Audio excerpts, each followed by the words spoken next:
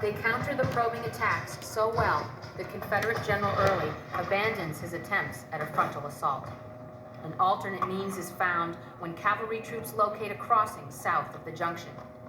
They will instead flank the enemy. Meanwhile, Confederate sharpshooters are put in Best's barn to pick away at the Federals as more Confederate artillery is brought to bear. The Union gunners return fire and set the barn ablaze. At Worthington Ford, the Confederates push through a few Union defenders, splash across the river, dismount, and form for attack.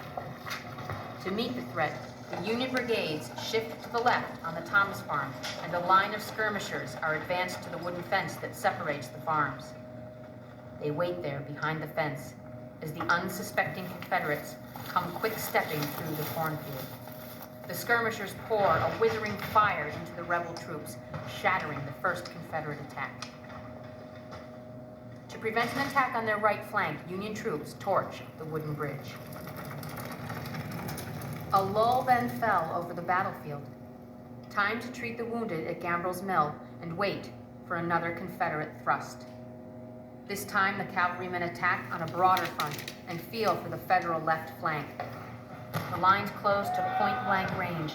Fighting becomes hand-to-hand. The Federals are pushed back behind the Thomas house. But reserves are rushed in to counterattack, and they overwhelm the Confederates, driving them back a second time.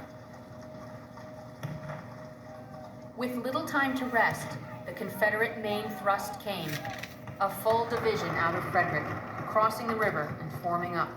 The Confederate attack would be in three echelons.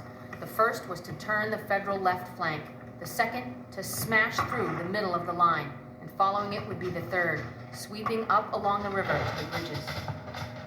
The battle was brief and fierce, and hundreds fell in the assault. Thomas House was lost, as the Federal lines weakened and fell back. Across the river at the junction, the Confederates drove through to the blockhouse, forcing the defenders into a desperate escape across the railroad bridge under fire. Outgunned and outnumbered, the Federal forces fall back, as the Confederates keep coming like a sheet of flame. And then it was over, as the Federals retreat past Gambril's Mill, north along the river to Baltimore. They held as long as they could, and it was long enough. As darkness falls, Jubal Early's army encamped